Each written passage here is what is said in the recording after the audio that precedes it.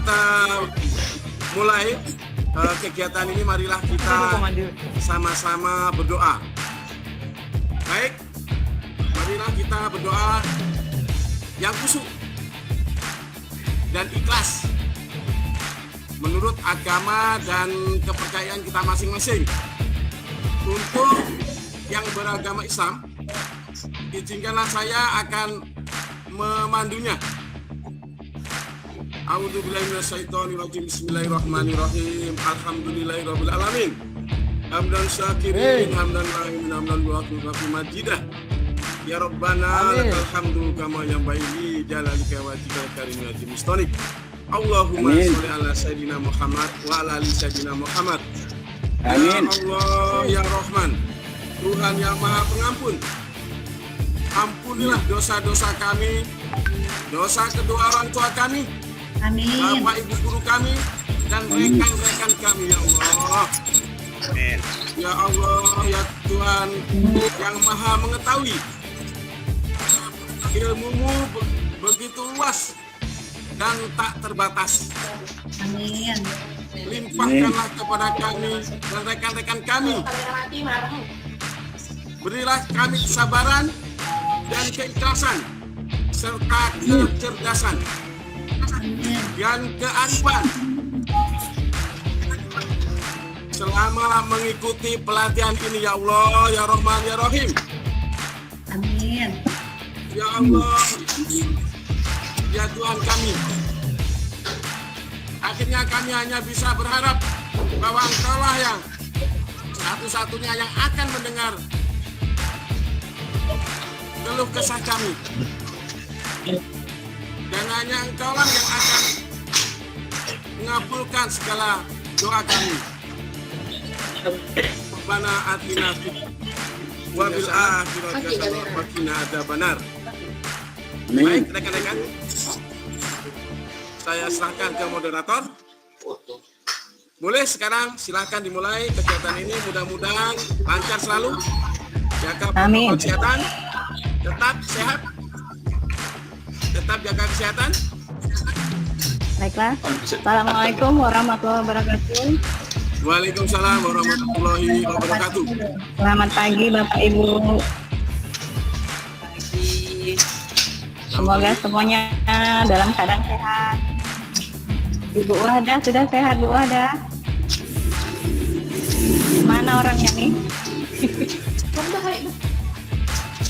Baiklah, untuk hari ini saya akan membacakan jadwal terlebih dahulu sebelum dimulai. Untuk jadwal hari ini kita akan mempelajari materi tentang capaian pembelajaran. Kemudian komponen CP-nya, fase dalam CP, analisa keterkaitan CP, dan tujuan pembelajaran. Untuk pagi ini akan disampaikan oleh Bapak Rahmat Jen SPP sebagai pemateri. Kemudian untuk sesi yang selanjutnya saya akan menyambung. Setelah Pak Jen, saya akan menyambung untuk materi CP mata pelajaran umum. Untuk Pak Jen, untuk mata pelajaran khusus kami persilakan.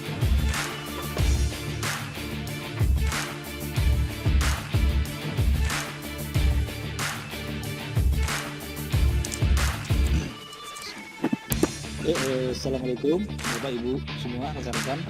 Selamat pagi. Waalaikumsalam. Selamat pagi. Waalaikumsalam warahmatullahi wabarakatuh. Terima kasih karena sudah bergabung.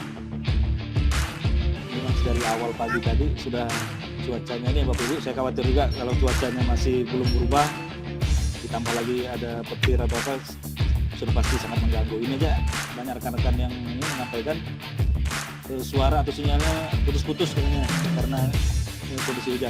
Tapi ya alhamdulillah walaupun dengan kondisi demikian akhirnya kita dapat melaksanakan kegiatan pada pagi ini seperti yang sudah dijadwalkan. Hari ini hari keempat di HT kita akan mengupas tentang CP Bapak Ibu ya, CP. Ini saya share dulu.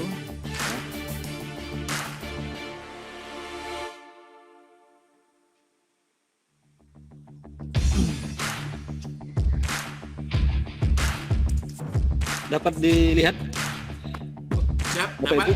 Jelas? Iya. Suaranya pun jelas? Mantap. Iya. Dapat sih. Saya langsung aja ya Bapak Ibu, karena waktu pun sudah 8.25, udah setengah jam dari jadwal. Jadi pada pagi ini kita akan membahas tentang CP, capaian pembelajaran. Apa itu CP? Sebenarnya kalau dari sebelum-sebelumnya, kalau simpelnya saja, kalau menurut saya kita jangan terlalu membuat sesuatu yang sulit, katakan gitu ya. Kalau dulu kita di kurikulum 2000 KTSP Pak ya, KTSP 2008 tuh, itu ada, kalau kami di kompetensi itu ada ini DKK. Nah itu ada DKK, KK, kemudian kalau yang kemarin kita 2013 ada kompetensi inti, kompetensi dasar, nah begitu. Nah pada kurikulum SMK 1 bulan ini kita akan mengenal CP, capaian pembelajaran. Sudah dari namanya.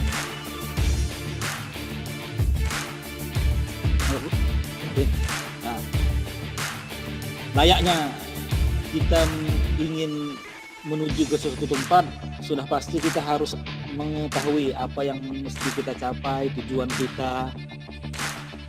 Karena apa? Karena untuk mencapai itu ada hal-hal yang harus kita lewati, baik itu halangan, rintangan. Makanya kita harus mengetahui tujuan dulu. Tujuan itu tujuan akhir,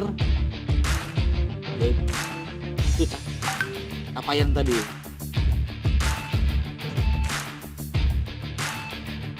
Nah, pada capaian pembelajaran sesuai dengan konsep Merdeka Belajar ini,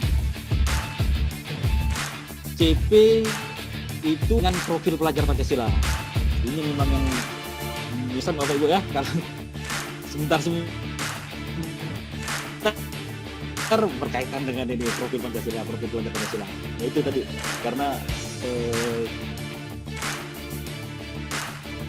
kekhasan dari ini. Berarti sebelumnya ini saya cuma mengulangi. Jadi profil pelajar Pancasila termuat ada 6 aspek ya. Itu pertama, beriman pada Tuhan Yang Maha Esa, berakhlak mulia, kemudian berkebinekaan global, gotong royong, kreatif, bernalar kritis, dan mandiri. Jadi aspek-aspek ini yang diharapkan termuat di dalam CP yang akan kita bahas pagi ini. Karena itu muatan-muatan yang termuat di dalam CP pelajar Pancasila. Nanti ada aspek, ada ininya sendiri. Ini penjelasannya. Pada setiap mata pelajaran berkaitan dengan salah satu atau lebih dimensi profil pelajar Pancasila. Jadi pada CP ini setidaknya kemarin pada saat kami di plat online 10 hari, khusus pemateri yang dari kelompok kami itu, dia menyampaikan ini nanti mohon koreksi kalau misalnya ada dari pemateri yang lain. Jadi beliau menyampaikan minimal ada dua yang terkandung di dalam CV tersebut dari 6 profil ini. Lebih banyak lebih bagus ya, gitu. Karena untuk mencapai tujuan profil pelajar Pancasila tadi. Kemudian kegiatan pembelajaran berbasis proyek. Kalau di ini PJBL ya, project based learning. Ya. Jadi kalau kita berbicara proyek di sini ada produk yang dihasilkan, baik itu jasa ataupun produk berupa objek atau barang. Itu.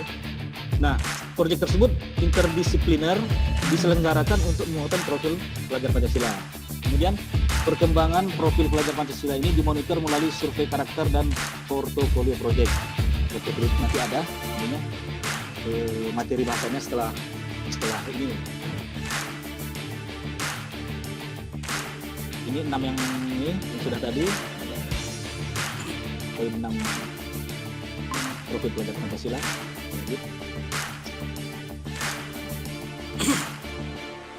Secara spesifik, apa itu capaian pembelajaran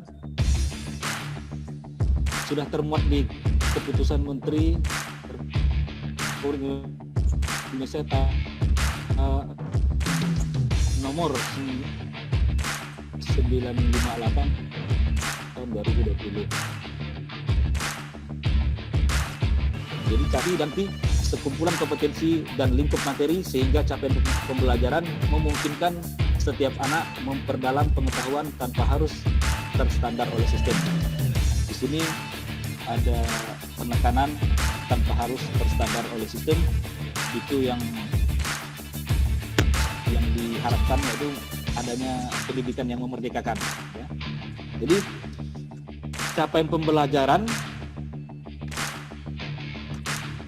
merupakan ini, Bapak Ibu, merupakan kompetensi yang harus dicapai oleh peserta didik dalam satu fase. Ya. Kemarin sudah disebutkan sama rekan materi lainnya, yaitu kita di SMK ini adalah untuk pada tahun ini kita menerapkan capaian pembelajaran atau penerapan sistem ini di fase E, Bapak Ibu ya, fase E. Fase E itu kalau fase kelas 10. Nah, untuk yang fase F yaitu kelas 11 dan kelas 12 itu tahun depan berarti kita laksanakan dan itu dan rekan-rekan itu nanti masuknya ke dalam POS, kurikulum operasional sekolah. Jadi kita yang mengembangkan. Nah, informasi yang terakhir yang saya terima, POS itu pengembangan sekolah gitu.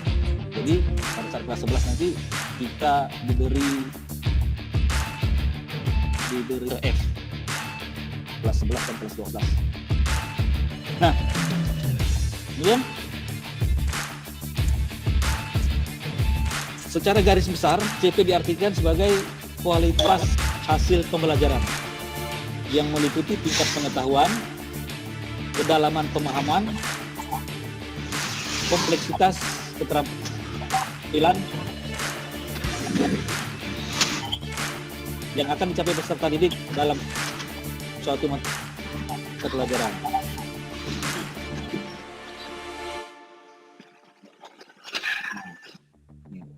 Saat materi yang dari besar itu ada yang bergabung.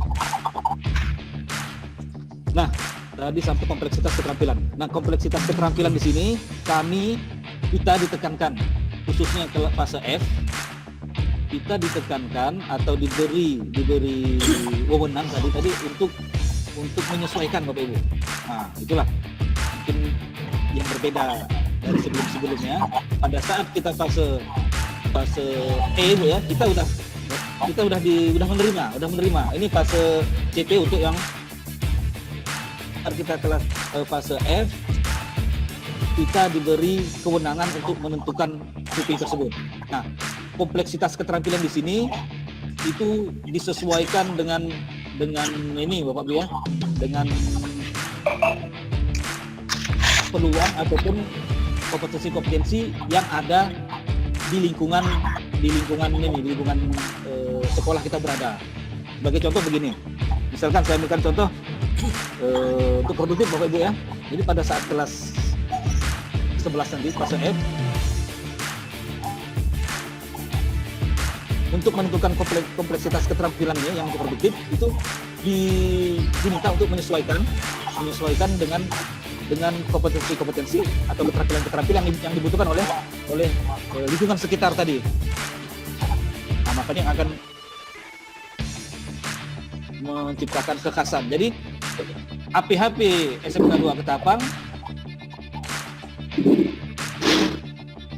nah, berbeda dengan APHP misalkan katakanlah otomotif yang di Ketapang, nanti berbeda dengan yang Singkawang. Mungkin di Ketapang sini kan otomotifnya ininya banyak alat ini kan, mobil perusahaan, mobil berat, gitu kan. Nah, itulah yang menunjukkan tadi kompleksitas keterampilannya tadi.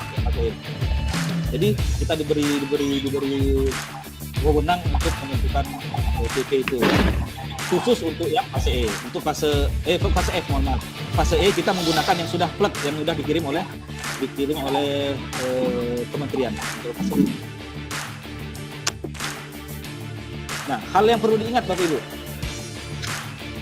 Perlu diingat berarti dia ada catatan lah gitu ya, yang pemahaman dan kompetensi sebagai tujuan CP bukan materi asesmen yang secara langsung diuji di kelas. Jadi CP ini yaitu kompetensi akhir yang ingin dicapai gitu. Jadi bukan materi asesmen, karena kalau materi asesmen terlalu spesifik, terlalu kecil ruang lingkupnya. Kemudian yang kedua,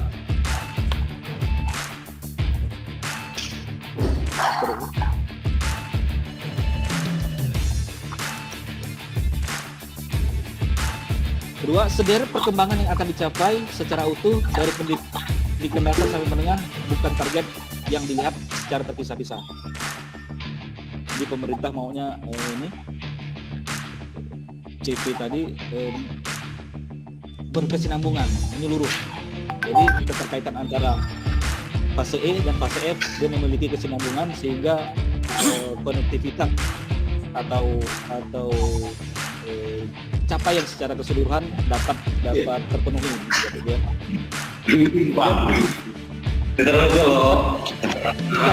Pemahaman konsep dan kompleksitas kompetensi dalam setiap mata pelajaran bukan rancangan aktivitas pembelajaran. Termasuk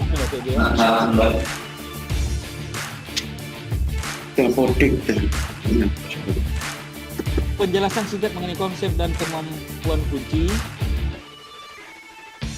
yang dapat ditunjukkan dengan performa yang nyata, bukan objektif pembelajaran yang hanya berisi topik konten yang konkret. Itu Bapak itu 4 hal yang harus kita perhatikan dalam buat CP nanti untuk yang kelas fase F. Gitu. Pak Jen mau bertanya Pak Jen. Siap. Oke, silakan Bu. Silakan Bu sebelum kita lanjut. Baik, Assalamualaikum warahmatullahi wabarakatuh.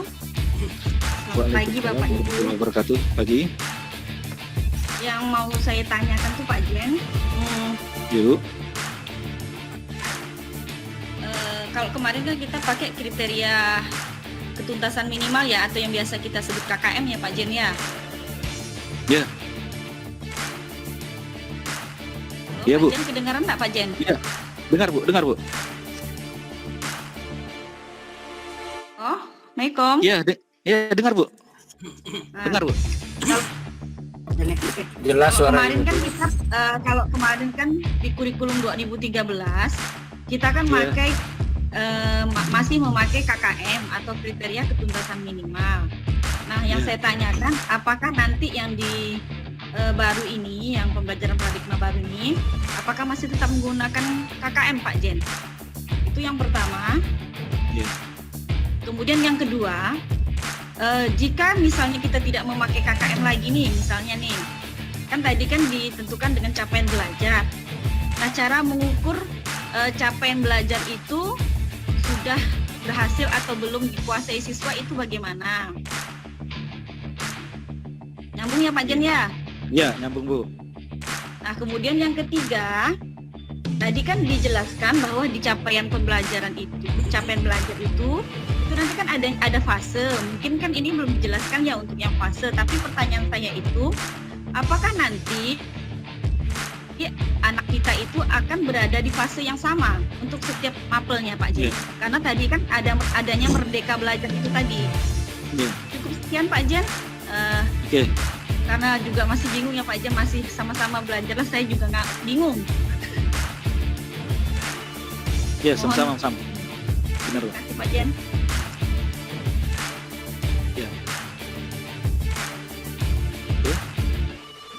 Langsung saja aja Bu ya. Nanti teman-teman mohon koreksinya sesuai dengan hasil di kelas kemarin.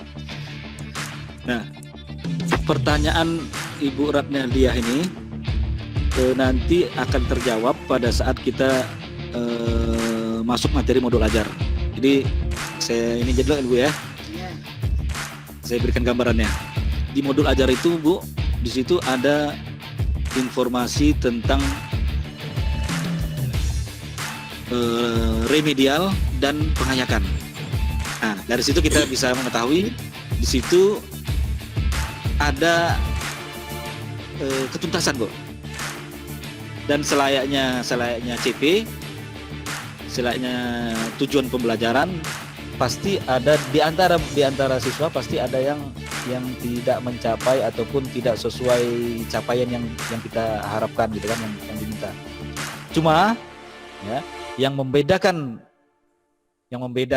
ini, jadi setiap capaian itu memiliki ini Bu ya, memiliki tingkat atau persentase gitu ya. Nah, jadi anak yang belum mencapai persentase yang optimal itu nanti kita berikan peluang ataupun kesempatan untuk meningkatkan persentase tadi sehingga dia mencapai capaian pembelajaran yang diinginkan. Nah, bagaimana caranya itu? Yaitu tadi itu nanti ada metode-metode ini, ada assessment, kemudian ada materi ini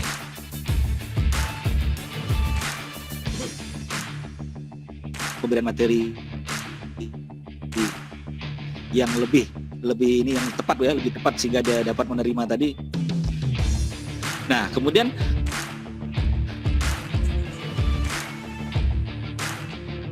pertanyaan yang Bu Rana, Bu dia. Nah, tadi pertanyaan kedua, apakah CP-nya semua sama Bu ya? Nah, kalau bukan gini. Apakah anak itu akan kan tadi ada fase gitu ya Pak Jen ya? Iya Bu. Fase. Nah, nanti apakah setiap anak didik kita itu nanti akan berada di fase yang sama Pak Jen untuk setiap mapelnya? Ya, iya Bu. Begini Bu, fase itu istilahnya kelas Bu ya. Nah, kita ini kan aja. Fase E itu adalah kelas 10. Sedangkan fase F dia ada dua tingkat. Fase kelas 11 dan kelas 12 itu fase F. Nah, jadi setiap fase memiliki CP yang sudah ditentukan. Untuk fase 10 kan Bu, kita sudah menerima CP yang langsung dibuatkan oleh pusat Bu ya. Nah, untuk fase yang F nanti kita yang diminta untuk mengembangkannya. Jadi fase kelas 11 12 nanti yang dibuat oleh pemerintah. Ya. Berarti nanti guru yang diberikan keleluasaannya. Iya Bu, guru dalam arti kata program kalian gitu ya, program kalian nanti berunding, kita menentukan fase-fase CP-CP yang digunakan untuk fase F. Benar Bu, nah itu tadi yang menyesuaikan dengan kekhasan tadi Bu. Jadi pas CP nanti itu SMK Negeri 2 Ketapang ya. Nah, kalau di Kendawang kan banyak air payah apa begitu kan Bu ya. Jadi CP-nya beda-beda nanti ya. Walaupun satu apart Bu ya, sama-sama apart gitu Bu ya. Seperti gitu. Nah,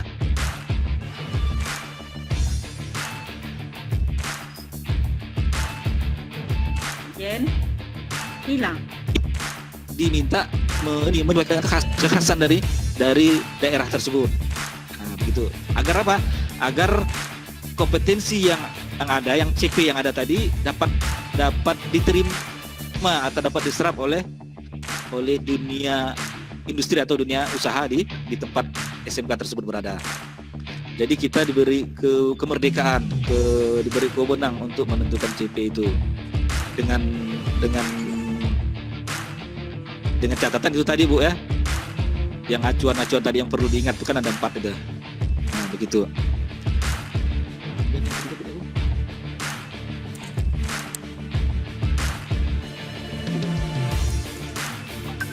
Nah, cara mengukur CP Bu. Yang ketiga Bu ya. Ya.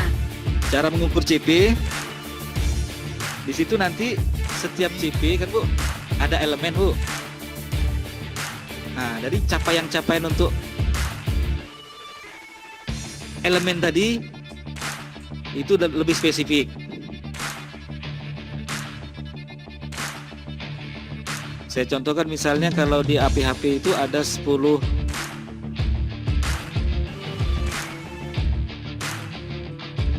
elemen.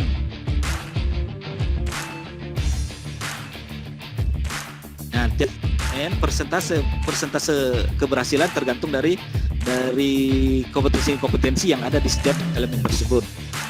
Jadi bahasa ininya CP tadi kan sudah di-download ya Bapak Ibu ya? Sudah. Yang dibagikan oleh Bu Yuni tadi malam. Nah, itu bisa Ibu buka, Bapak Ibu buka di situ, ya kan? Dicek elemen-elemennya apa aja, ya kan? Nah, elemen-elemen itu yang merupakan bahasa ininya subkompetensi Bu ya. Subkompetensi dari CP tadi. Nah, untuk mengukurnya analisis penilaian yang termasuk di dalamnya komponen-komponen elemen-elemen yang akan kita nilai tadi. Begitu Bu Dia. Baik, makasih Pak Jen. Mungkin ada ini Pak Trisno yang menambahkan atau teman-teman yang lain untuk lebih membuat lebih jelas gitu. Mungkin penyampaian saya kurang jelas atau gitu. Pak Trisno. Baik. Pak Zen tanya Pak Zen. Yang Masih ada. Tampung, Bu. Yang mau bertanya dulu silakan. Nah, ditampung kami catat dulu. Pak Zen. Iya, Bu. Ya, Bu Jamilatin, Bu. Silakan, Bu. Assalamualaikum warahmatullahi wabarakatuh. Terima kasih Pak Zen. Iya, Bu. Kalau dilihat dari mapel itu kan di sini ada dari pelajaran dasar yang di APHP itu dari capaian pembelajaran kan ada elemen, ada rasional, ada tujuan umum, ada karakteristik. Di situ juga terdapat elemen dengan deskripsi. Kalau dibandingkan dengan kita yang lama tuh Pak Zen, untuk penyusunan modul kalau kita sekarang, kemarin kan RPP. Ada nggak kira-kira format contoh deh Pak Jen? Kemudian nanti untuk yang dijadikan dasar dalam pembelajaran, kalau kita kan kemarin yang kita uraikan kan di KD. Kalau yang di sini apa nanti di deskripsinya ya Pak Jen? Iya, siap. Nah sementara itu dulu Pak Zen. Oke, langsung aja Bu ya. Takutnya nanti ada pertanyaan lanjutan bisa saya jawab. Untuk materi modul ajar nanti di hari kelima kita kupas tuntas. Nah, jawaban Ibu nanti di hari kelima.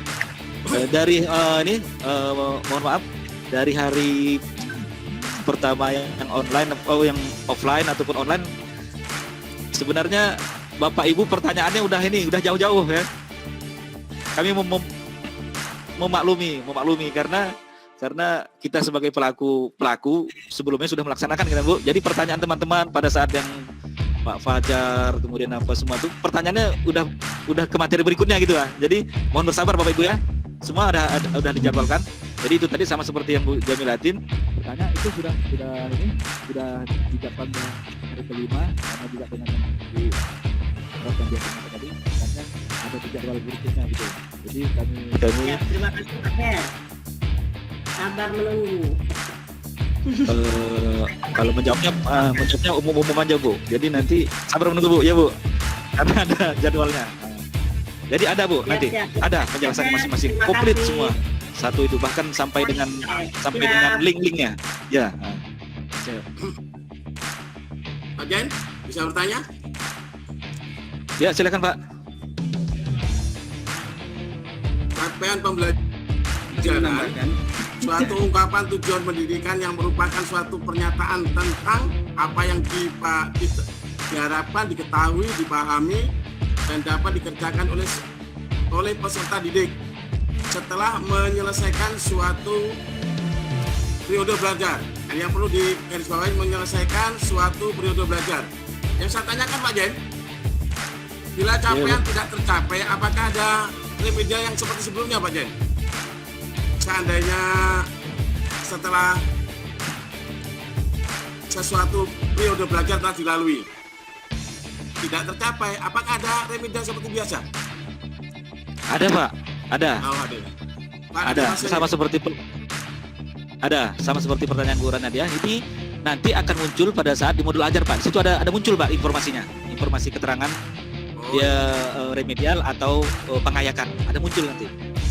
Jadi dari informasi yang di modul ajar, jadi sudah dapat dipastikan ada remedial Pak. Karena harapan kita pada satu fase semua CP itu tercapai gitu kan Pak. Bahasanya kalau misalnya CP-nya tidak tercapai berarti anak itu belum layak untuk lanjut ke fase berikutnya, untuk ke kelas berikutnya. Jadi sudah pasti kita tetap melaksanakan program remedial itu tadi. Itu Pak. Kalau seperti sekarang kan Nanti di hari kelima Pak. Ini masa pandemi nih Pak Jen, kan sulit untuk apakah bisa diterapkan oleh siswa pembelajaran seperti ini? Kan agak susah nih Pak untuk mengadakan Kalau pertemuan. Ya, benar. Ya, kalau misalnya konsepnya sama seperti ini Pak, sama seperti pembelajaran di masa pandemi sebelumnya. Jadi pada saat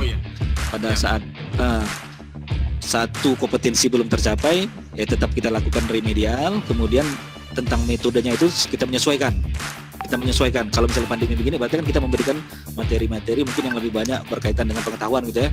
Memang keterampilannya pun kalau misalnya bisa ke sekolah ya pakai SIP gitu Pak ya. Tidak semuanya langsung. Nah, tetap Pak.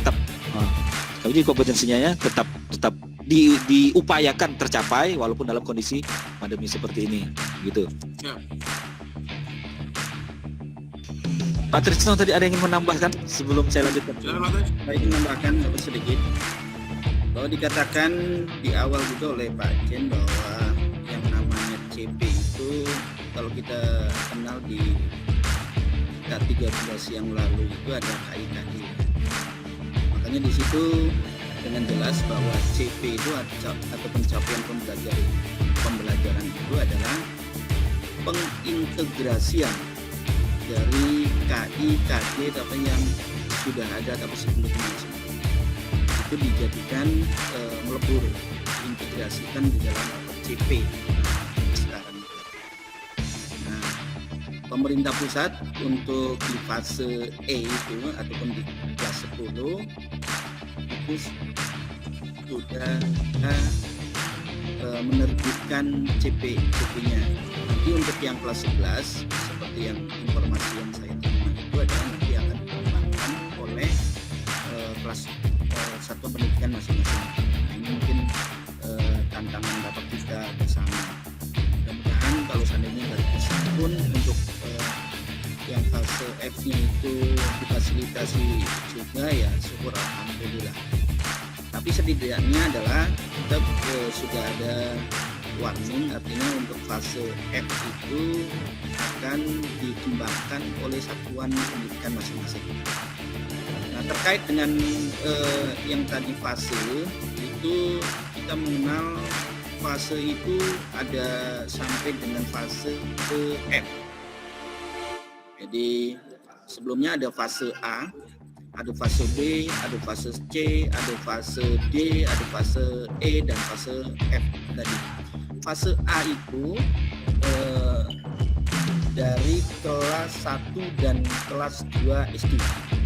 Kalau fase B-nya dari kelas 3, 4, kemudian fase C itu kelas 5 dan 6. Fase D-nya adalah kelas 7 sampai dengan 9 di SMP. Kemudian fase E baru di kelas 10. Fase F-nya di kelas 11 dan kelas 12 ya, untuk SMA SMK. Nah itu Nah, terkait dengan tadi ada yang menanyakan tentang mau belajar, memang nanti akan kita kupas tuntas di hari pematerinya menjadi tapi sekedar dapat informasi saja bahwa di modul ajar itu nanti akan dibagi,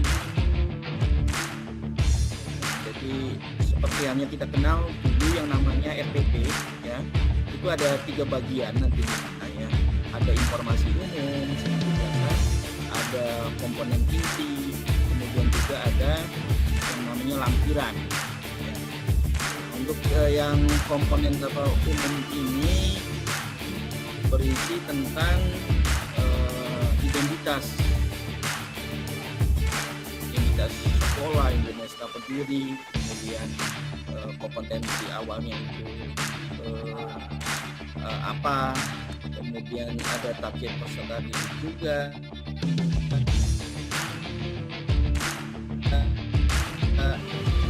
ada profil pelajar Pancasila yang berkaitan dengan potensi. Bagian-bagian ada tujuan pembelajaran, ada pemahaman dapat makna, ada juga pertanyaan semantik, ada kegiatan pembelajarannya mulai dari pendahuluan seperti biasa, kemudian ada kegiatan intinya, demikian juga ada penutup. Nah, kemudian yang di lampiran itu juga mencangkut tentang ringkasan tentang materi, kemudian ada yang dilampirkan tentang asesmennya, ya baik diagnostik maupun asesmen formatif maupun sumatifnya, ataupun LKPD-nya. Nah, di situ nanti ini akan kita bahas ya di materi kita selanjutnya, dan nanti juga akan kita berikan sampel sebagai gambaran Bapak Ibu dalam hal nanti menyusun modul ajar. Begitu mungkin bagian. Oke. Terima kasih Pak Tris informasinya. Kita lanjut ya Bapak Ibu.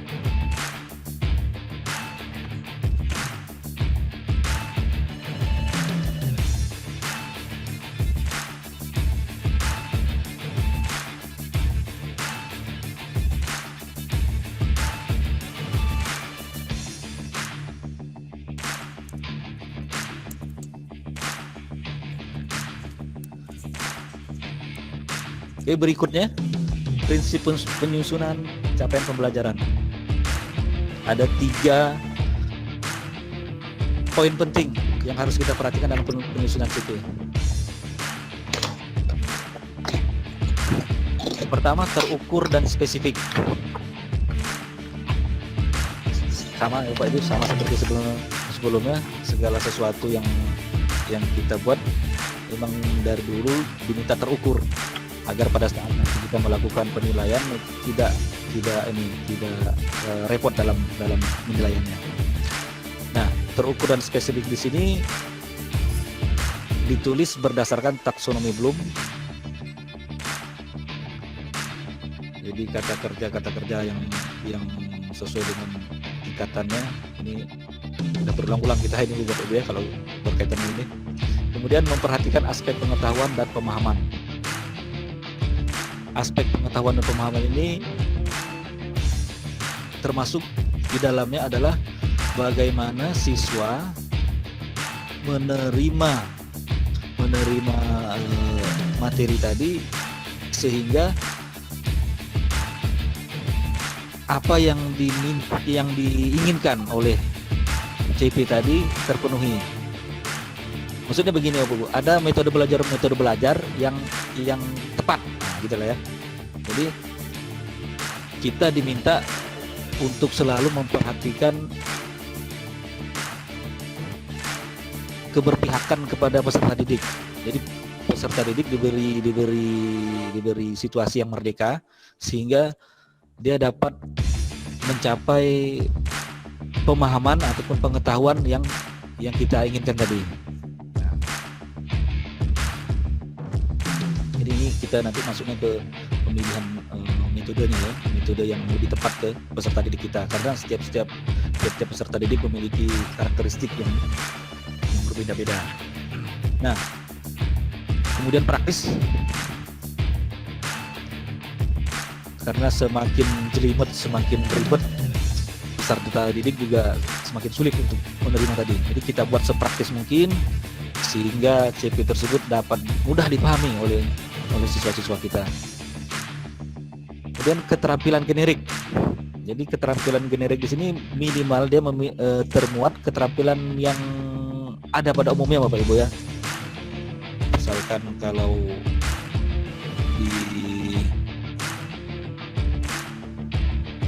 di mapel ini ya, mapel bahasa Indonesia katakanlah ya. Jadi keterampilan generik dia untuk berbahasa dengan ejaan yang benar apa gitu ya Bu. Jadi keterampilan generik, keterampilan yang ada pada umumnya. Nah, itu minimal termuat dalam CP tersebut. Lebih bagus lagi, lebih mantap lagi kalau ada keterampilan yang lebih dari itu. Cuma jangan sampai terlalu ini karena dikhawatirkan nanti tidak praktis jadinya gitu. Nah, kemudian yang poin yang kedua, fleksibel, sesuai dengan proses dan tahapan belajar.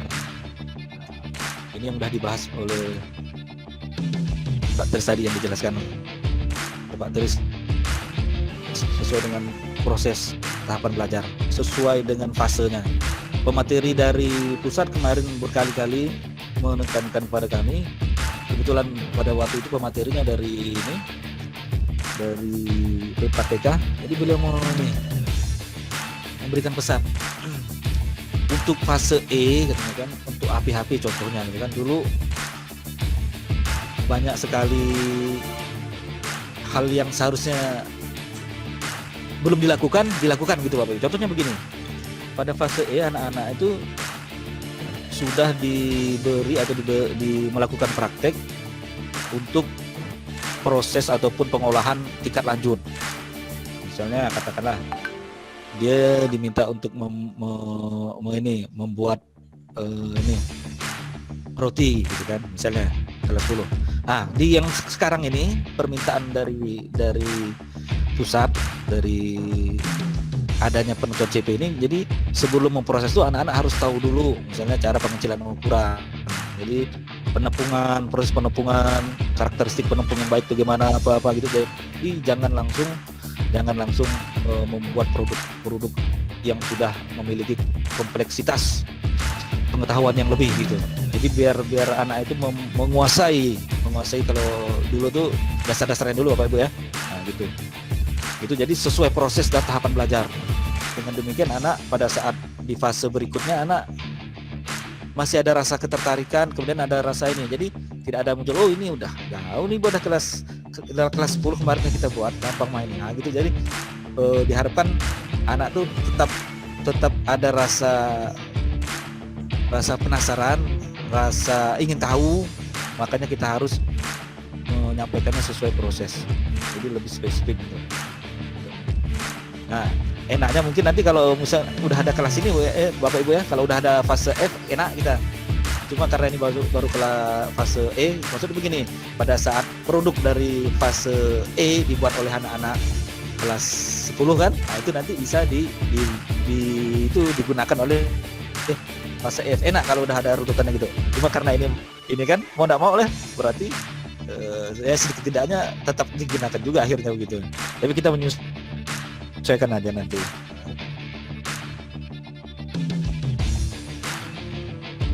Nah, kemudian otonomi. Nah, tiap-tiap sekolah itu berbeda-beda sesuai dengan kemampuan ataupun katakanlah sumber daya yang ada di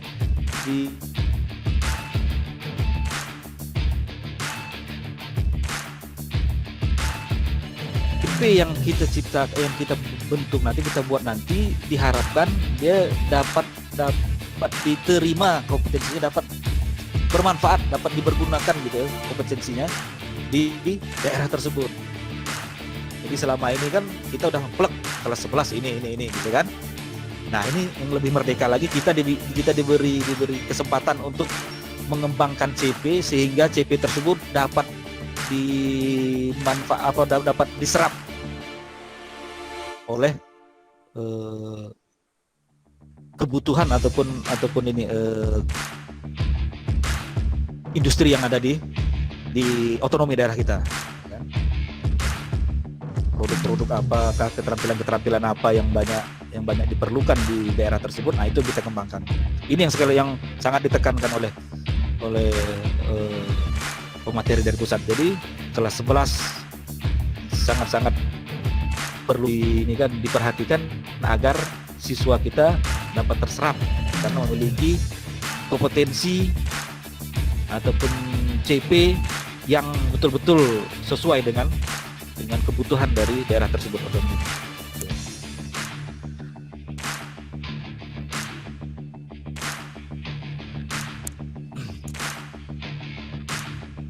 Nah, ini yang sudah sebelumnya ada termuncul, yaitu ruang lingkup capaian pembelajaran.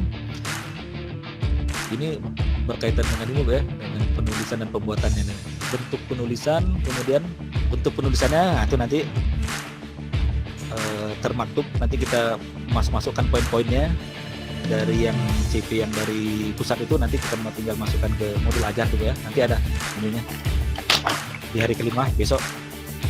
Integrasi sikap, pengetahuan keterampilan ya. Sikapnya tadi yang profil pelajar Pancasila Bapak Ibu ya, dan pengetahuan keterampilan sama lah ya. Kemudian dirumus dalam bentuk fase, ini tercantum juga nanti di modul ajar. Ini untuk fase berapa ya kan, kemudian elemen berapa, nah ini termasuk dalam komponen-komponennya.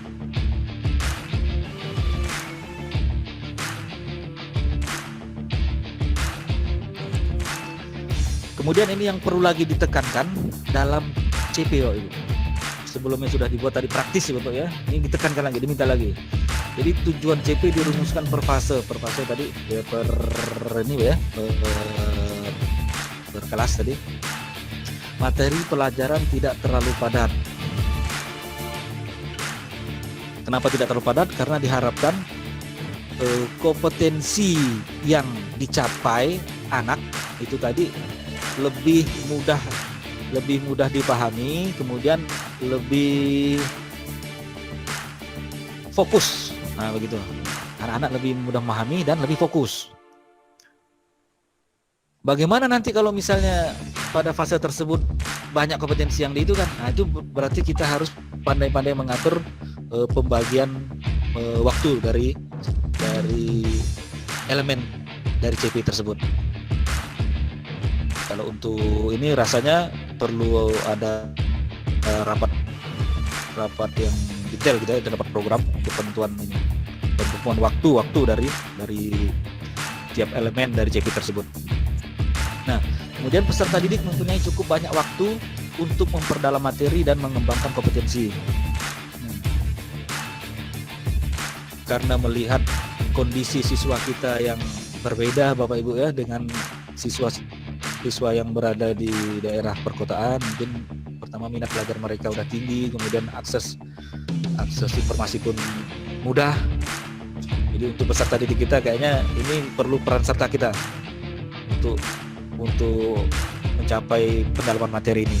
Jadi setidaknya kita aktif untuk memberikan pancingan ataupun materi-materi yang membuat rasa ingin tahu mereka lebih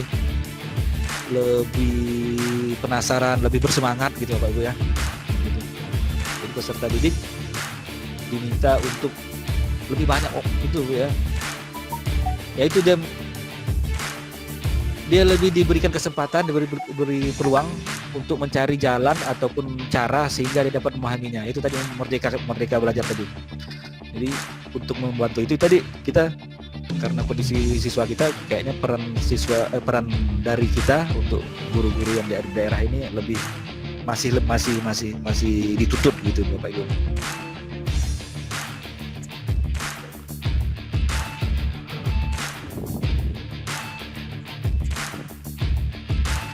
Nah ini cuma penjelasan kayaknya sudah dijelaskan secara detail tadi oleh Pak Tris ya. CP ya, penggunaan istilah fase untuk membedakan kelas, karena peserta di satu kelas yang sama bisa belajar dalam fase pembelajaran yang berbeda. Ini kemarin yang akan kita kupas tuntas nanti kayaknya bakal lebih menarik nanti, karena di dalam modul ajar ini muncul Bapak Ibu. Jadi peserta didik di satu kelas yang sama, ya kan, bisa jadi belajar dalam fase pembelajaran berbeda.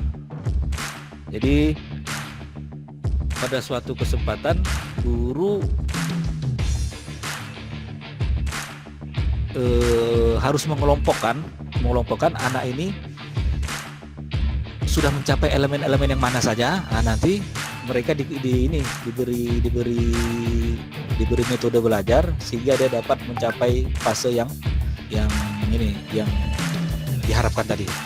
Cuma pada satu kelas nanti mungkin bisa berbeda deh.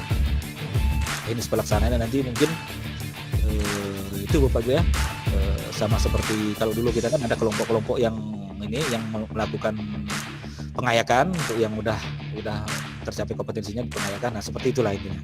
Nah itu kita dituntut untuk dapat membagi waktu serta metode pembelajaran yang berbeda untuk dua kelompok anak tersebut.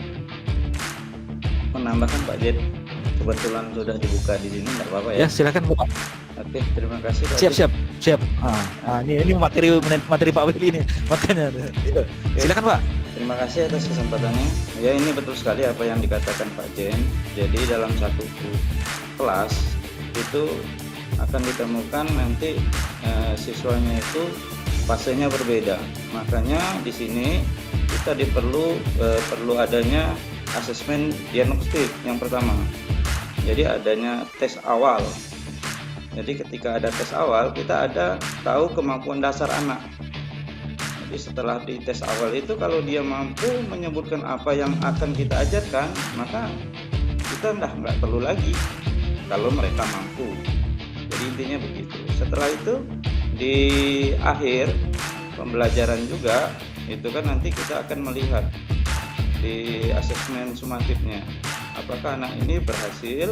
Maka seperti biasa, jadi ada keunikannya tuh di sini.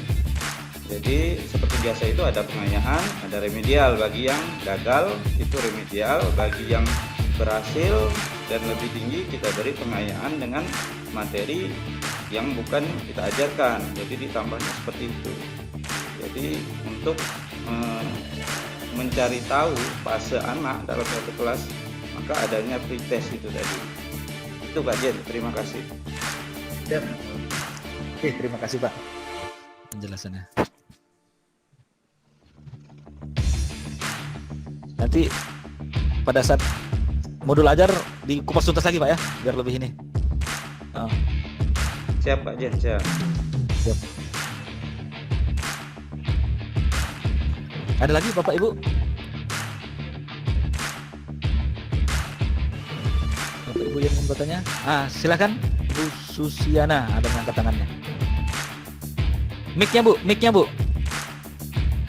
di Bu. Ya, Assalamualaikum warahmatullahi wabarakatuh.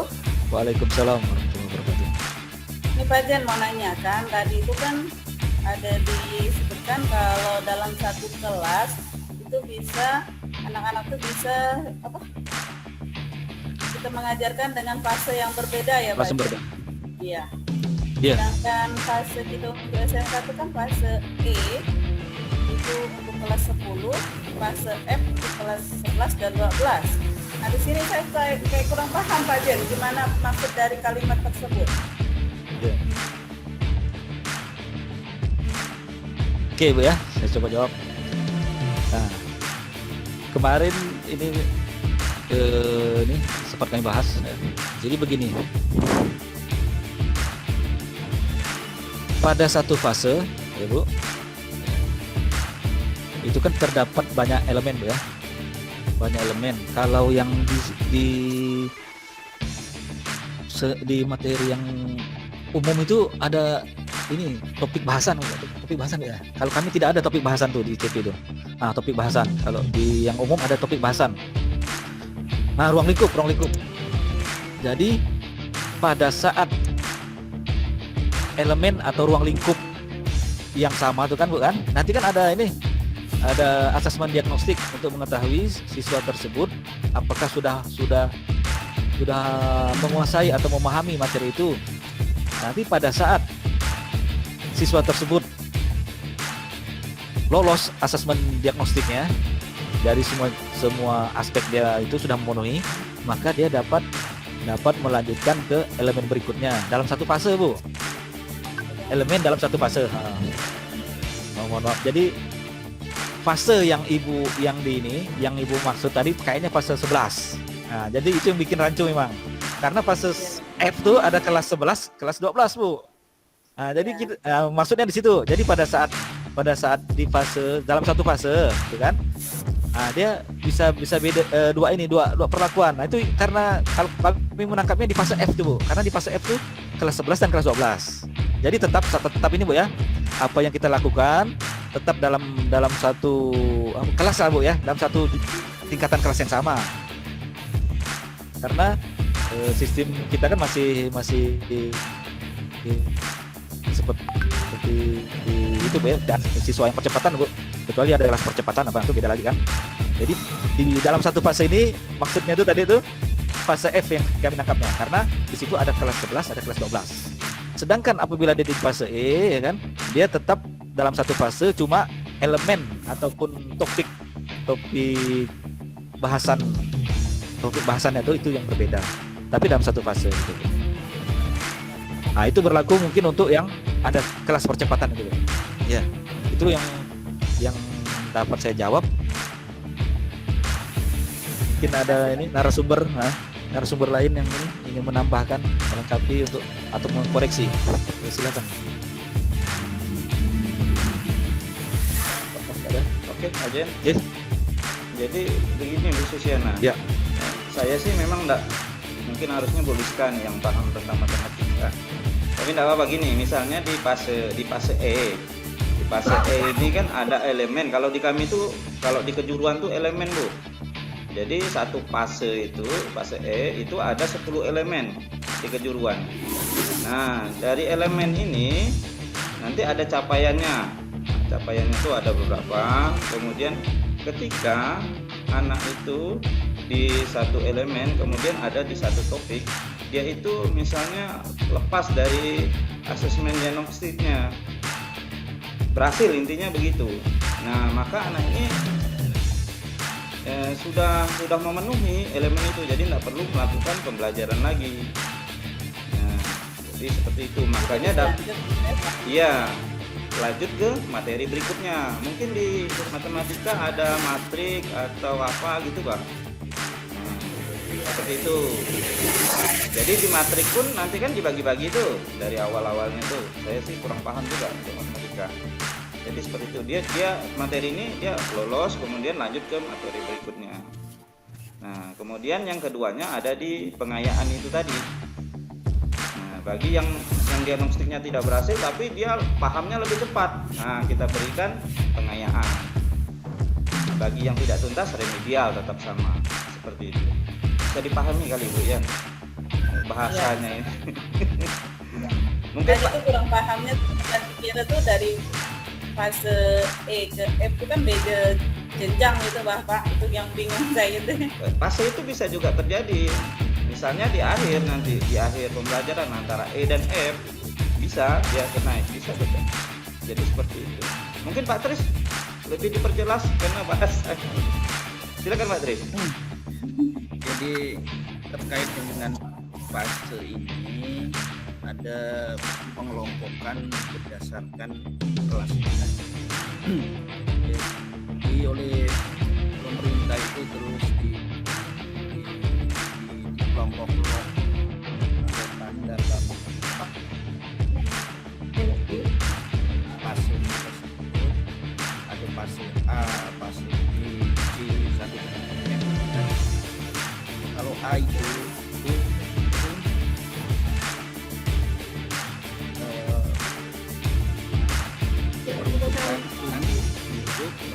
kelas, tapi tempat fase B itu kelas 7 sampai dengan Nah,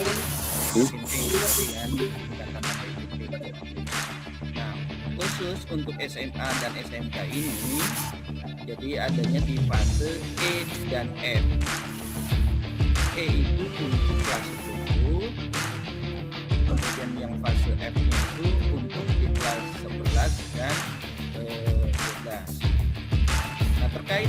tadi kita berbicara tentang assessment, memang ada yang namanya assessment diagnostik. Ini adalah diperuntukkan untuk mengukur tingkat pemahaman diagnostik, mengukur tingkat pemahaman dari anak.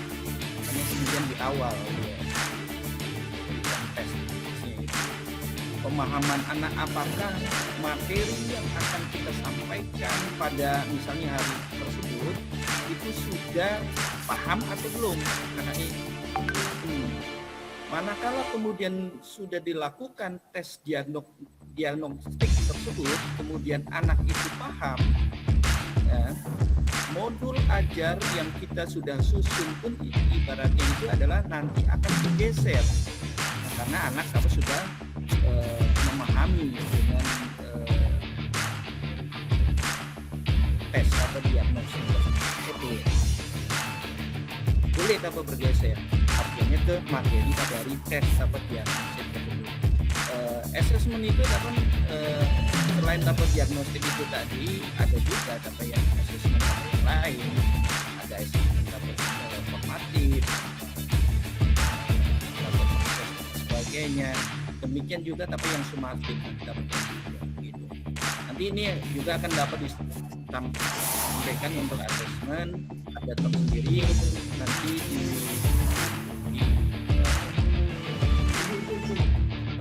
pokok bahasa diskusi dengan untuk serangkaian dengan modul aja. Jadi modul aja rangkaian yang assessment untuk satu rangkaian satu dua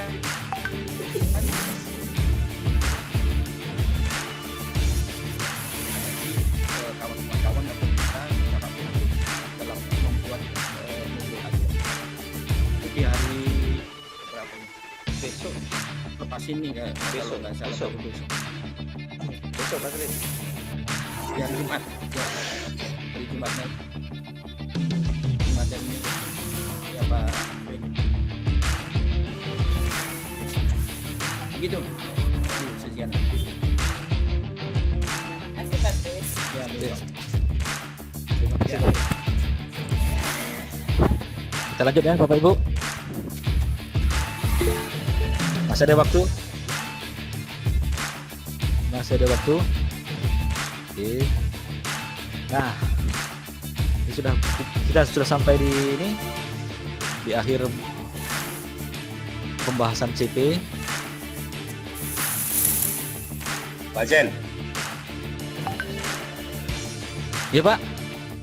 mau ditutup ya? Belum Pak, masih ada Saya ini tanya Pak materinya Pak. Siap-siap. Sebenarnya pembelajaran berfokus pada anak itu kan juga sudah mulai dari K13 tidak hanya sekarang ini.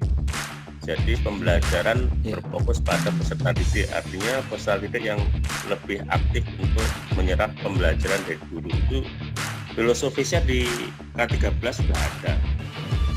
Ini pun sama sebenarnya, cuma istilahnya lain aja. Iya benar. Alurnya juga lain. Ya, mungkin dikembangkan lah ya. Iya. Cuma yang jadi pertanyaan saya kan gini, memang idealnya kurikulum seperti ini nih untuk anak-anak yang mempunyai minat baca dan literasi yang tinggi, sehingga kita bisa tahu menggali kemampuan anak itu dari kemampuan literasi mereka. Sementara anak-anak kita ini literasinya rendah. Jadi ketika kita pembelajaran di kelas mencoba untuk menggali sampai di mana kemampuan pengetahuan mereka saja, mereka untuk mengungkapkan apa yang dia tahu saja susah itu. Sehingga makanya pembelajaran kita masih sangat konvensional, artinya sistem klasikal ya dianggap rata sama. Karena membedakan antara anak yang kemampuan lebih dengan yang sama atau rata-rata itu tipis banget. Maka apakah assessment di awal tadi yang assessment diagnostik itu cukup mewakili bahwa dia anak itu kompeten yang dengan modul yang mau kita ajarkan, artinya yang bisa jawab gitu. apakah serta-merta bisa membuat kesimpulan bahwa anak ini telah menguasai modul ini, berarti tidak perlu diajarkan mungkin modul selanjutnya. Apakah bisa juga seperti itu?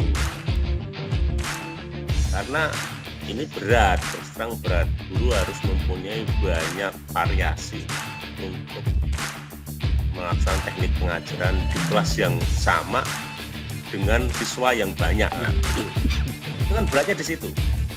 Jadi guru harus mempunyai banyak variasi untuk melaksanakan pembelajaran di kelas itu dengan siswa 30 siswa. 10 orang berbeda, 10 orang lagi berbeda, berarti kan semacam-macam. Berat itu rasa saya. Itu kendala kita, sementara kita juga transformasi dari pelajaran konvensional ke sini ini gak cukup waktu juga kan. Gitu Pak Zen? Iya Pak. Saya coba jawab Pak ya. Ya silakan. Jadi pertanyaan yang sama nih kami debatkan tuh Pak waktu kemarin di kelas. Kenapa ini tetap harus diakomodir gitu? Jadi tadi karena konsep penerapan merdeka belajar tuh Pak. Cuma kita sebagai guru, itu tadi Pak. Jadi apakah ada waktu gitu Pak? Apakah ada waktu kita melaksanakan metode pembelajaran yang berbeda-beda? Jadi jawaban pemateri waktu itu, pada saat kita sudah mengetahui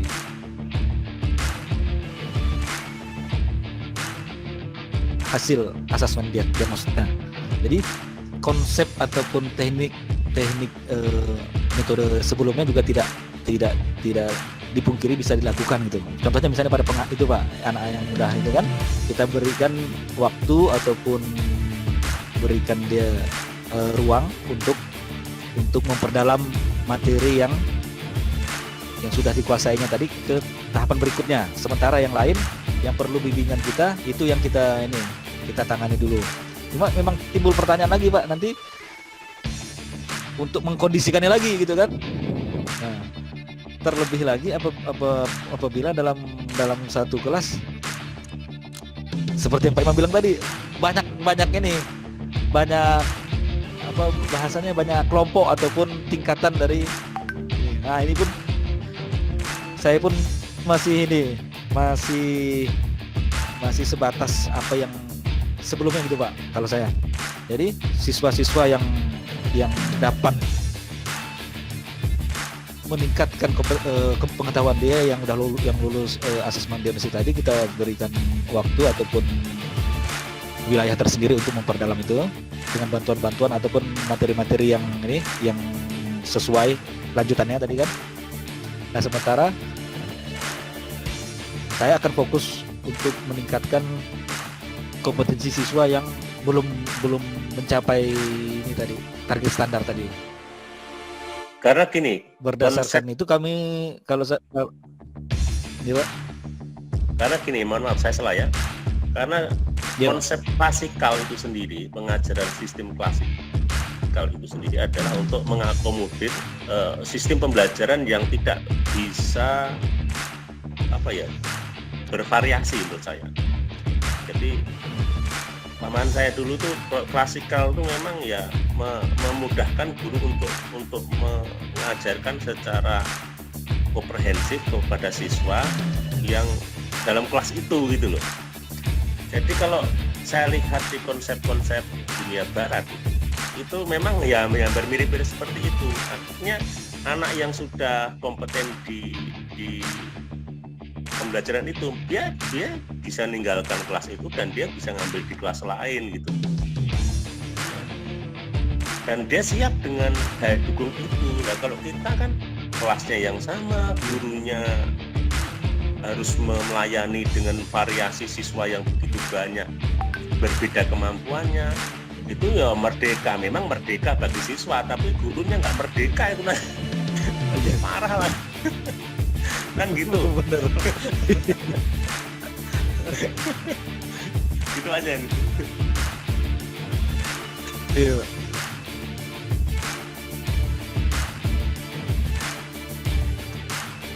Iya, Pak. Ini sharing lah, sharing Ini lah. nanti akan ini, Pak. Pun kemarin kemarin pun jawaban ini pun belum memuaskan, Pak. Jawaban dari Ya, pemateri yang artinya pusat. gini, artinya Kondisi itu. mungkin bukan kapasitas untuk kita jawab, tapi kita kan Iya, sharing karena kita gelisah aja gitu loh. benar, Pak. Atau mungkin kita belum menemukan cara-caranya, tapi paling tidak ya dengan sharing gini kan tidak hanya saya, mungkin Bung Lain pun sama juga. Ya Iya. memang bukan kapasitas kita untuk menjawab sih, tapi kan kita Iya. dengan sharing gini nanti kan kita mencoba untuk menemukan. Iya. Coba Zen. Siapa? Untuk yang paling mungkin dapat kita lakukan itu tadi mungkin per kelompok siswa dan kompetensinya tadi kita berikan tugas dan pengayakan sesuai itu, Mbak. Itu yang paling mudah dapat kita lakukan. Cuma ya itu tadi kita dituntut untuk mengkondisikan kelas yang ini. Kalau yang pelajaran sifatnya sosial mungkin masih lah. Kalau yang eksak itu kayak matematika itu Nah, itu ya. gitu. Iya. Kan gitu. Atau yang sifat eksak kan harus ngajar di sana, ngajar di sini. Mungkin bulat balik. Benar, Pak. Bayangan saya lah. Iya. Memang gurunya harus telaten. Nah, sabar tadi ada poin sabarnya, Pak. Karena tuntutannya memang termasuk artinya kondisi dapat di lapangan itu kan seperti hanya dengan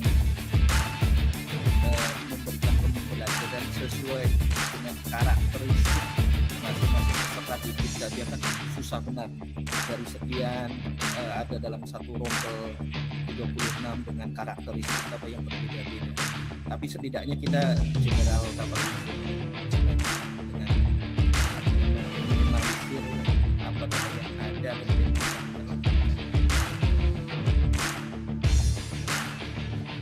Memang kenyataan di lapangan ini agak susah. Tapi setidaknya ada kita acuan pada teori dapat melayani gaya belajar masing-masing anak. Itu kan secara teoritisnya begitu. Namun kenyataannya dapat di lapangan ini dapat yang agak susah, harus melayani sekian banyak orang. Kalau seandainya anaknya sedikit dengan model pembelajaran privat dan lain sebagainya, mungkin ini tidak. Artinya di negara-negara lain. Tapi manakala kemudian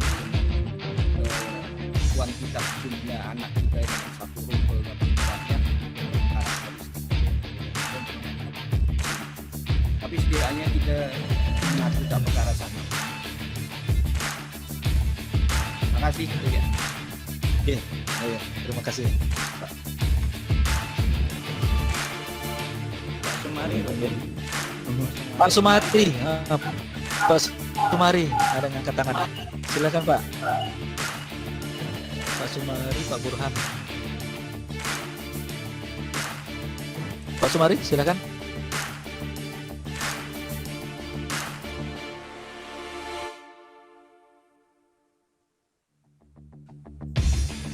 Pak Burhan.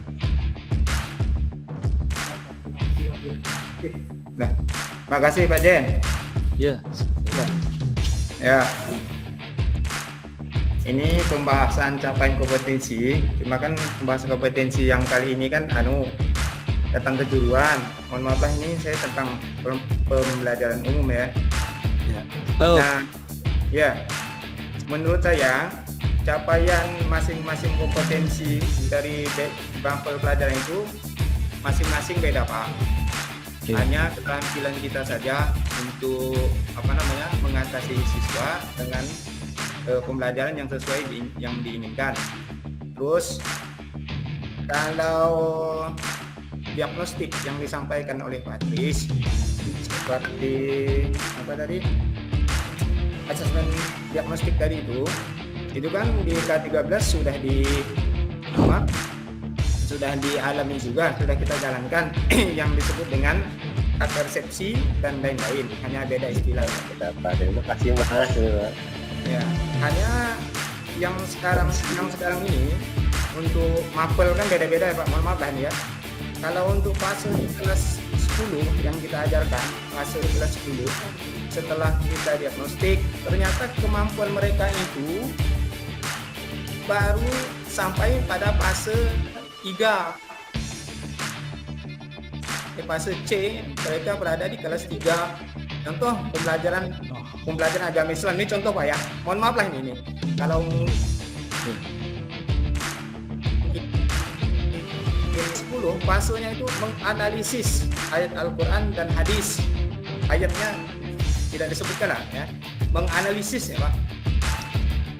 Nah, setelah yang sekarang sih kelas 10 belum kita adakan persepsi atau diagnostik katanya.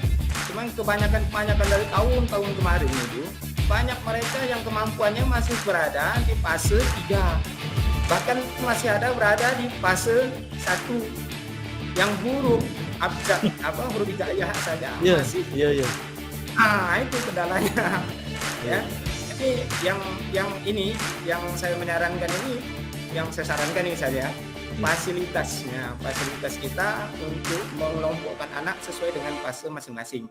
Misalnya di kelas 10 mungkin ada beberapa kelompok anak yang harus berada tetap di kelasnya dengan bimbingan mereka sendiri kan, dan yang lain-lainnya ditambah lagi dengan musim-musim yang seperti ini. Itu saja Pak.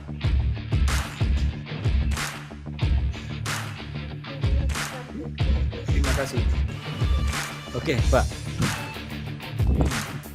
Baik, Pak Burhan, saya mencoba menjawab atau menjelaskan apa yang ingin Bapak dapatkan itu tadi ya. Untuk anak yang belum mencapai fase E atau hanya baru sampai fase C, itu bisa kita berikan pengayaan. Jadi memang harus dikelompokkan. Ini siswa yang udah pandai, jadi lanjut. Kalau yang masih belum pandai, kita kumpulkan, terus kita berikan pengayaan lagi. Seperti itu Pak. Terima kasih. Mau nambahkan Pak Jen? Halo Pak Jen? Ya, mau nambahkan? silakan Pak. Oke. Jadi ini depan jadi perbincangan juga di kelas ketika saya mengikuti pelajaran kemarin. Jadi ada kasus seperti yang Pak Imam, itu solusinya sama, disarankan itu seperti yang Pak Jen bilang tadi. Ini mereka hanya kurang paham itu di materi itu aja, ada yang lebih itu dikelompokkan, intinya seperti itu. Kemudian kami menanya juga sama kasus seperti yang Pak Burhan bilang kan, seandainya mereka ini hanya baru tahap di SMP ketika kita adakan awal, sedangkan mereka sudah berada di SMK. Sekarang itu bagaimana cara menangani? Jadi mereka yang seperti ini ya, betul kata Bu Juni, dikelompokkan kemudian dilakukan pembimbingan Pak. Nah, jadi solusi yang disarankan kemarin itu seperti itu, dilakukan pembimbingan untuk anak yang kedapatan seperti ini. Jadi kalau tidak dilakukan pembimbingan, maka sampai di kelas 3 pun dia akan mengalami kesulitan. Karena ketidakpahamannya itu tadi seperti itu. Demikian Pak Burhan. Terima kasih.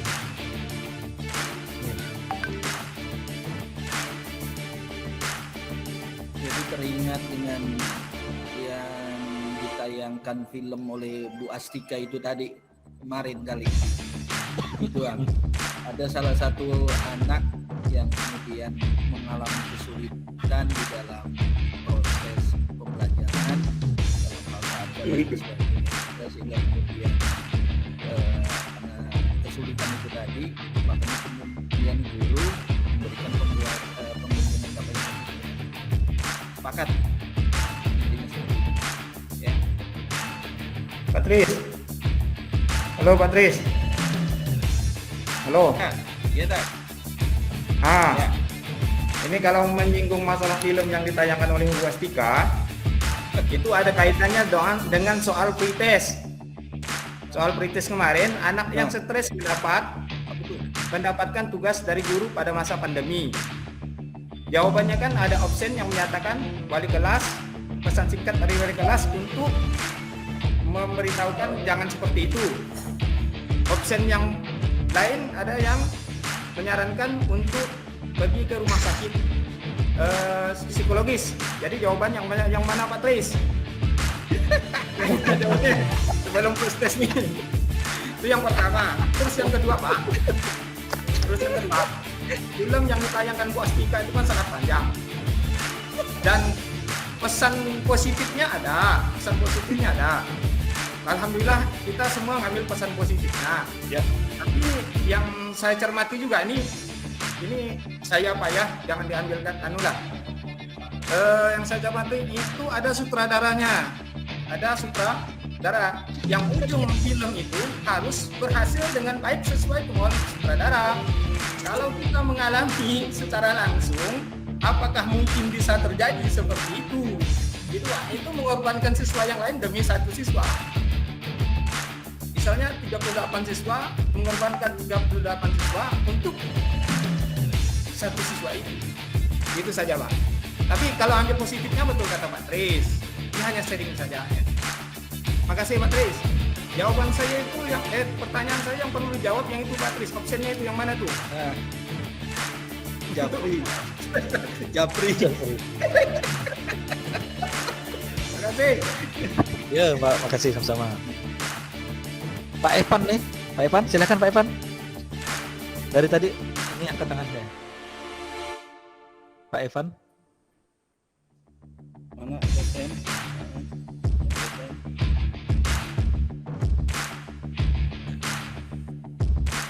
Pak Evan silakan.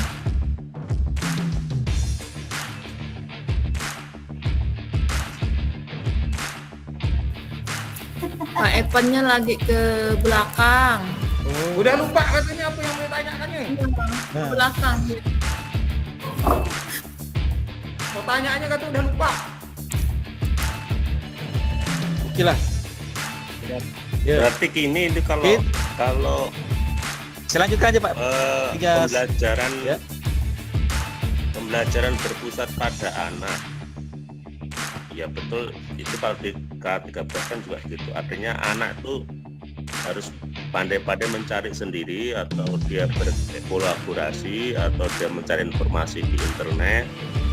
Guru hanya sebagai pendamping saja.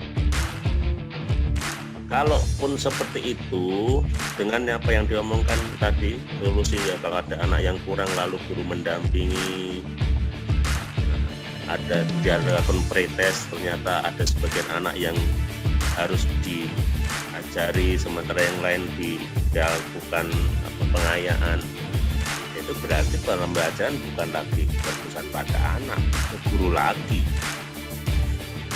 kan gitu. Kita harus bimbing lagi, berarti pusatnya masih ke guru lagi, bukan ke anak. Tapi kalau yang dimaksud dulu kan anak mencari sendiri gitu, aktif, mencari jawaban sendiri. Dia bisa internet atau di mana saja. Gitu Pak Zen.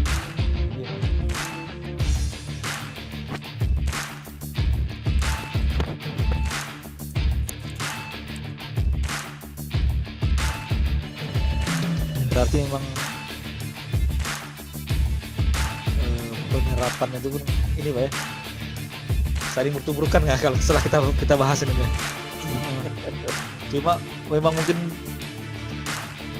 konsep dari Merdeka Belajar itu yang jadi menutupi hal ini ya Pak. Ya betul, dapat jadi ini kita perbaikan untuk diri kita untuk di lapangan nanti gitu. Sambil kita ini Pak, kita melihat ataupun peluang-peluang untuk meningkatkan literasi siswa kita. Memang kendalanya sih terus terang tingkat literasi dari siswa-siswa kita ini yang sangat jauh gitu kan. Saya mendengar dari ada guru udah dikasih soal, kemudian jawabannya ada termuat di teks itu pun masih belum ini. Berarti kan minat belajar siswa kita yang sangat perlu di Itu maksud saya. kesadarannya. Iya, Pak. Betul juga kata Pak Imam, kalau misalnya itu kembali terpusat ke guru lagi, dengan gurunya yang ini. Iya. Ya, fakta di lapangan sebenarnya kita sendiri yang sebenarnya yang justru repot. Iya. Anak sih santai-santai aja. Ya ada sih beberapa anak yang aktif kemudian mencari, tapi sebagian yang lain ya menunggu jawaban. Ini kembali ke mental, Pak, sebenarnya. Kembali ke mental. Ya, mohon maaf ya, mungkin kayak pelatihan ini ada tugas, ada juga ataupun di antara kita yang nggak mau mengerjakan tugas, tapi punya kawan di kopi fase. Kalau mau jujur, ya nggak mau repot, kita kontekan. Ya itu terjadi juga kan. Itu loh. Yo lanjut. Iya, Pak. Terima kasih. Terakhir kali Pak Evan sebelum ini saya lanjutkan, berarti lewatin ya Pak Evan ya, skip ya. Tangannya dari tadi naik terus, Pak. Jadi 10 menit terakhir saya selesaikan 3 slide terakhir, Pak. 3 slide terakhir. Sudah.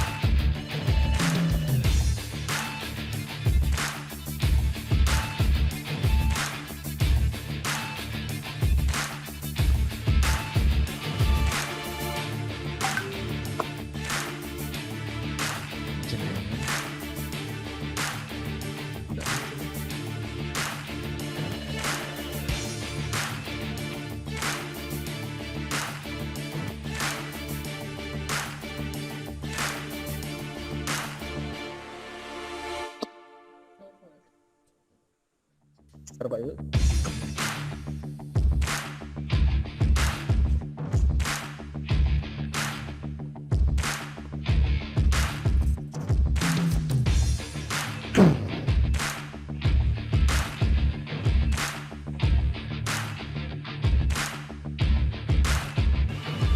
Ya, di 10 menit terakhir nih udah masuk ke kesimpulannya. Jadi 7 Bapak Ibu ya. Ini nanti materinya saya share. Semua ini sudah termaktub di dalam itu ya, kayak rasional mata pelajaran.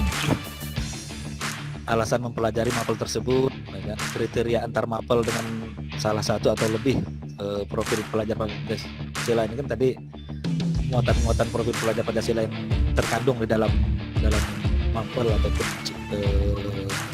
materi kita tadi kan minimal 2 gitu kan. Kalau lebih lagi itu lebih bagus gitu kan. Kemudian bermanfaatan mata pelajaran dalam kehidupan anak. Kemudian poin kedua, tujuan mata pelajaran kan, kemampuan yang perlu dicapai pelajar setelah mempelajari mata pelajaran tersebut. Ini yang CP tadi, kompetensi yang diharapkan dicapai pada fase yang dimaksud. Lanjut ke karakteristik mata pelajaran, kemudian capaian dalam setiap fase secara keseluruhan, kemudian capaian setiap fase menurut elemen. Ini yang disebutkan yang dibahas tadi, elemen. Tapi kalau misalnya yang di mata pelajaran umum itu ada topik deh, namanya topik, yang di kami tidak ada gitu, topik bahasan ya, tapi bahasan. Karena di mapel produktif tidak muncul, saya lihat di CP itu. Tapi kalau di mapel umum muncul. Nah itu silahkan Bapak Ibu download tadi yang sudah di-share ke grup. Jadi malam alur capaian pembelajaran, ya. Nanti ada materi berikut setelah ini, ada ATP lagi, ya kan? Kemudian alur konten materi setiap tahun, ini berarti setiap fase. Yang perlu kami ini sampaikan, yaitu tadi Bapak Ibu di CP itu kan udah 1 tahun ya Bapak Ibu, tinggal Bapak Ibu bagi sesuai dengan kompleksitas materinya, jamnya menurutnya itu 216, tinggal kita bagi saja per tahun gitu kan, berapa minggu. Nah itu nanti untuk penentuan jam dari masing-masing elemen. yang ada di CP tadi. Ini link yang ini untuk dokumen CP udah di-share sama Bu Yuni, udah 2 gitu ya. Ada mapel umum dan mapel produktif atau kejuruan. Nah, terakhir yang ini, yang tadi ini.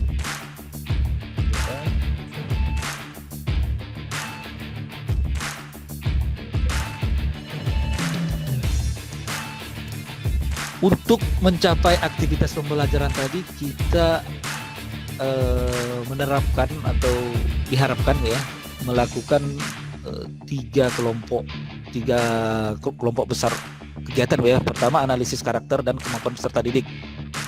Nah, ini tadi sudah panjang lebar dibahas. Peserta didik kita yang literasinya sangat rendah ini kan, berarti pada saat penerapan itu perlu penanganan khusus. Berarti mungkin untuk mapel atau mata pelajaran bahasa Indonesia atau apa lain perlu ditekankan atau diingatkan terus pentingnya literasi ini, karena memang sangat jauh siswa kita dari harapan yang ada untuk literasi ini. Nah, itu saling berkesinambungan antara analisis kompetensi dalam fase pencapaian pembelajaran.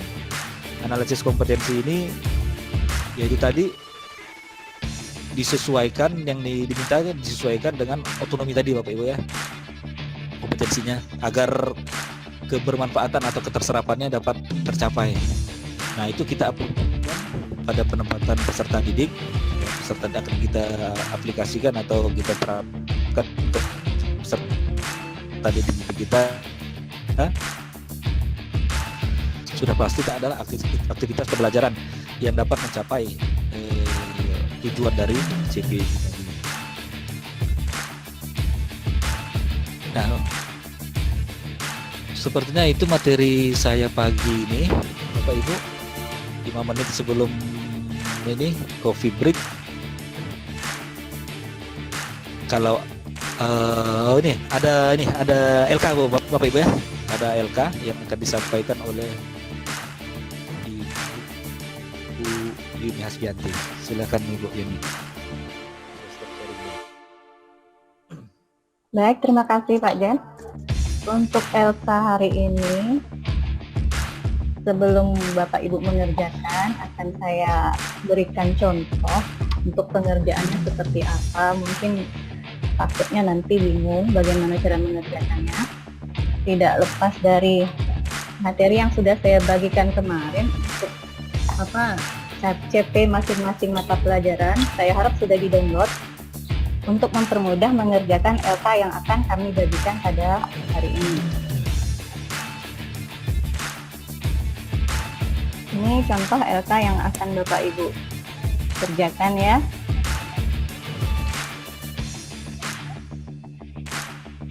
Ditampilkan dulu kan?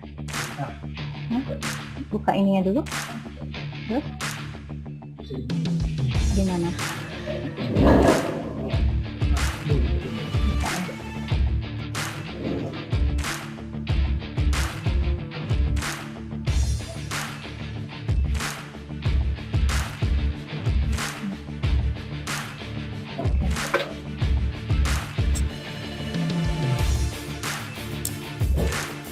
Nah, ini LK yang akan Bapak Ibu kerjakan untuk tugas hari ini, hari keempat.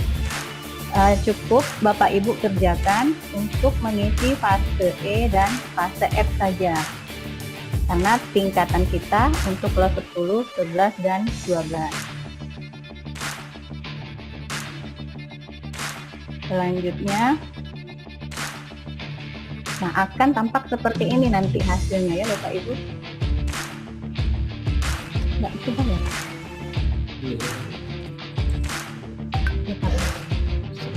Ini hasilnya masih belum berubah. Stop dulu ya. Nggak jelas itu. Nampak tak? Nampak. Nampak. Tunggu. Jelas. Ini terus apa Pak? Sharing lagi. Ini tuh.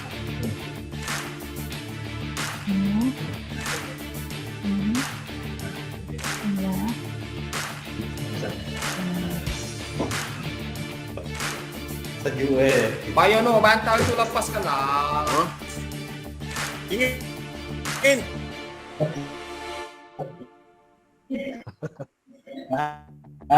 Jelas.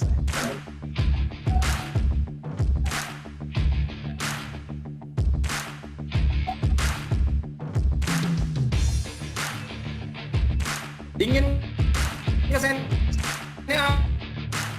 Ini pimpong. Yaitu fase E dan F. Terus elemen yang dipilih hanya satu saja yang ditulis. Misalnya di bahasa Indonesia itu ada 4 elemen. Misalnya yang dipilih elemen menulis. 4 elemen itu yang pertama elemen menyimak, kemudian elemen membaca dan memirsa, kemudian ada elemen berbicara dan mempresentasikan. Yang keempat elemen menulis. Nah, yang sudah saya buat ini adalah elemen menulis. Silakan Bapak Ibu cek masing-masing elemennya, masing-masing mata pelajaran tentu berbeda ya Bapak Ibu. Nah, nanti akan Bapak buat seperti ini, Bapak tentukan masing-masingnya dipecah-pecah. Di-share aja contohnya. Oke, nanti saya share Pak. Contohnya Ya, ini hanya penjelasan saja, nanti di-share di grup. Oke, sudah paham ya Bapak Ibu? Baiklah. Mantap. Ini ya cukup satu elemen saja yang dimasukkan ke dalam LK tugas ini ya Bapak Ibu ya. Siap. Oke. Maksimal kompetensinya berapa Bu Yuni? 1. Kompetensinya 1, elemennya 1 saja. Kemudian di dalam setiap fase itu kan sudah ada, tinggal dipisah-pisahkan dalam bentuk apa nih? Apa namanya Pak? Poin-poin gini ya, poin-poin dalam bentuk poin. Jadi supaya mudah membacanya. Ya, per kompetensinya. Minimalnya. Minimal 3 lah. Tapi kalau lebih bagus lagi dimasukin aja semua, jadi tidak susah-susah lagi kita akan membuat untuk pembelajaran yang akan datang. Jadi mudah, udah selesai kita buat, kita melanjutkan untuk materi apa lagi yang belum kita kerjakan. Jadi sekalian aja kita buat. Yang ingin dicapai itu Jadi sama saya kan? harap untuk yang tim bahasa Indonesia, kelompok bahasa, Kompetensi itu sama dengan tujuan kah? kayak judul-judulnya itu. bentar. Udah dibuka kah ininya? CP masing-masing mata pelajaran? Sudah. Sudah.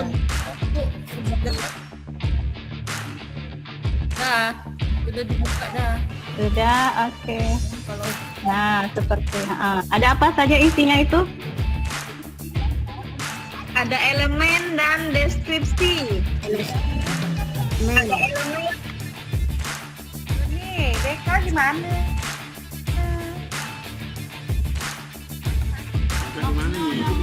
BK nggak ada, sepertinya. Pak Burhan mau es break. Oke, lanjut saja ya. Nanti dikasih contoh saja ya Bapak Ibu. Pak Burhan mau es breaking. Silakan Pak Burhan. Yang diperlukan Dikasih BK nggak kerjakan ya. Ya. Iya. BK itu berhubungan dengan Bu Wif. Iya, betul. Ya, Bu Yuni. Silakan Pak Burhan. Bu Yuni mau nanya Bu Yuni. Ya.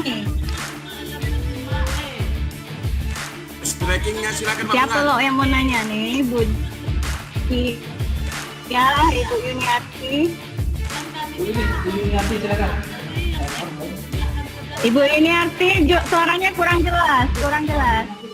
Kami kan IPA cuma ngajarnya kelas 10. Jadi elemennya cuma Putus-putus Bu, enggak jelas. kami kan ngajarnya kelas 10 saja. Halo? Berarti fasenya cuma E Kak Yuni. Cuma Bu E Yuni. ya. Tapi enggak F. Ya, kalau Bu Yuni cuma E Bu. Tidak semua fase kan Bu kalau kelas 10 hanya fase E aja. Oh ya. Beda kalau hanya E ya cukup yang E saja dikerjakan, yang F-nya yang dikosongkan saja. Ya, seperti IPAS cuma E aja. Bu Yuni, kalau kami ini kan seperti produktif ini kan yang capaian itunya kan baru dibagikan baru yang kelas 10. Berarti yang kelas 11 kami harus menganalisis dari awal lagi Bu Dia. Yang kelas 11 Putus suara Bu Dia, kurang jelas. Kedengaran Bu Yuni? Kedengaran Bu, saya jawab Bu ya. Ya, maksud saya gini Pak Jen, kita kan di produktif nih Pak Jen, yang baru dibagikan itu kan hanya kelas 10. Nah katanya nanti yang kelas 11, 12 ataupun fase F-nya itu kan nanti kita yang membuat capaiannya sendiri. Nah berarti Benar. banyak lah berarti yang harus kita buat dari kelas 11, 12 lagi. Enggak Bu, gini Bu, kan yang diminta cuma satu elemen Bu ya, satu elemen aja. Ya, Nah jadi satu elemen, misalnya saya contohkan kalau misalnya yang di APAT itu kan Bu, kalau yang apa? Kelas Ibu ambilkan salah satu ini aja, yang salah satu ini Bu, CP. Pendidikan biasanya tuh dasar apa itu Bu? Udah dasar kah Bu?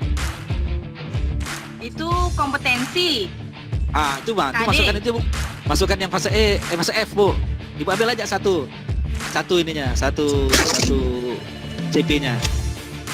Berarti kan kami tidak perlu berarti kan kami tidak perlu nuliskan ini kan, maksudnya elemennya apa gitu, tidak perlu kan, langsung ya isi di tujuannya. Ya langsung aja Bu. Elemennya perlu Bu, kira-kira aja gitu kan belum ada rapat program kan, kira-kira gitu aja.